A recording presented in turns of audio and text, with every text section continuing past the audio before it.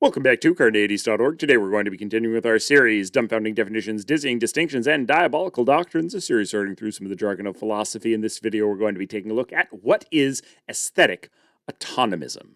Now, in the philosophy of art, we often ask what are the criteria that should be used to judge the quality of a particular piece of art. Is it the form and whether or not the piece of art follows a particular set of aesthetic rules? Is it the emotions that the art elicits in the audience? Is it the intent of the author? Is it the accuracy of the art towards representing the real world? Is it the moral impact that the art has on the audience? Today, we're going to look at one of the answers to this question, or rather a position that is the denial of one of those answers.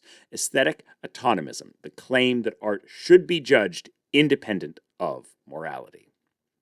So, before digging in too deeply, we should caveat that this is independent of two other positions within aesthetics, which have very similar names but represent distinct views. The autonomy of art thesis claims that art should be created independent of usefulness or instrumental needs. In other words, the artist should have the autonomy to ignore the need for fulfilling a particular function of a piece of art. Aesthetic autonomy claims that aesthetic appreciation should be done without relying on other people. In other words, that the audience can and should judge art independently of others. Judge art on their own, not rely on the judgment of others. This video instead focuses on a third position, aesthetic autonomism, the claim that art should be judged independently of ethics and morality. Let's take a look. So, it's worthy of note that this position does not proscribe a particular different criterion for judging and assessing art, but rather allows for a range of different views on the topic. It denies the aesthetic moralist viewpoint that art can be judged on ethical or moral grounds. Aesthetic autonomism is often held by those who hold to aestheticism. Check out our video on that. The claim that we should produce art for art's sake, as well as those who hold to formalism, the claim that a piece of art's value is based on the components of its form. Now, we can distinguish between strong and moderate aesthetic autonomism.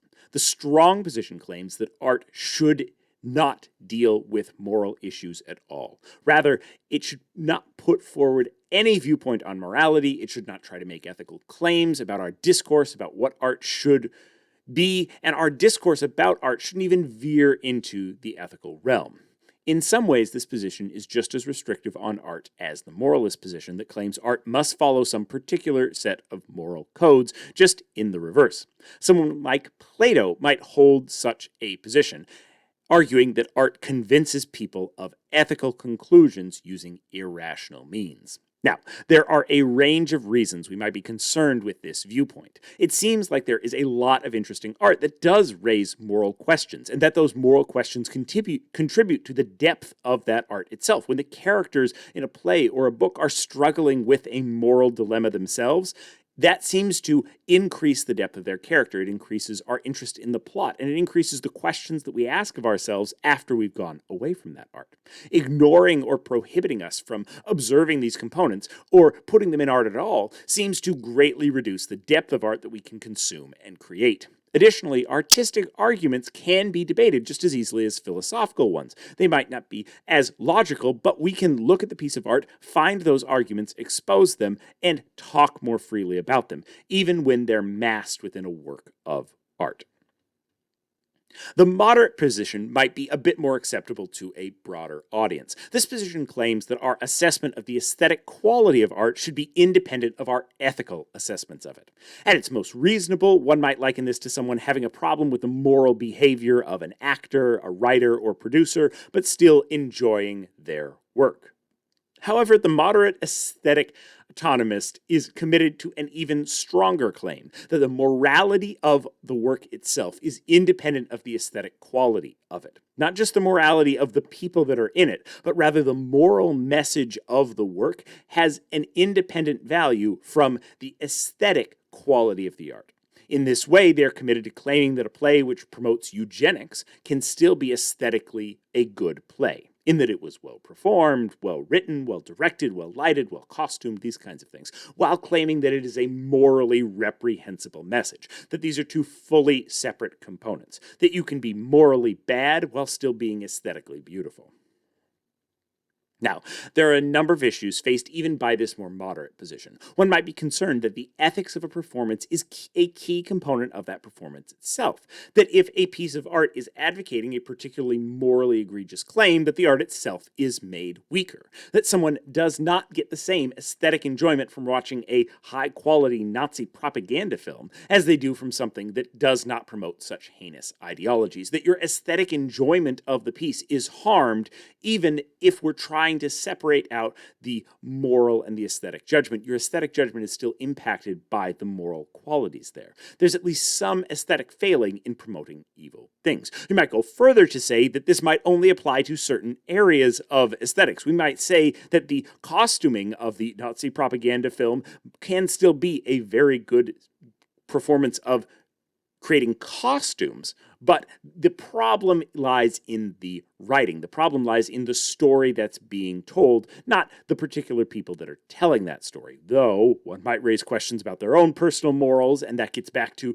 the other example for the moderate, which is around whether or not these moral claims can apply to the morality of the people that are acting in the art, not just the art itself. So, the moderate aesthetic autonomist might counter that this can easily allow for censorship. Since morality is not agreed upon, what one person finds morally offensive, another might not. It seems problematic to hinge the aesthetic quality of something on the underlying moral notions. A gay romance book might be morally offensive to someone, but completely inoffensive to someone else. Shouldn't we be able to speak of the aesthetic value of the book, of how well it is written, independent of the thorny ethical questions around that?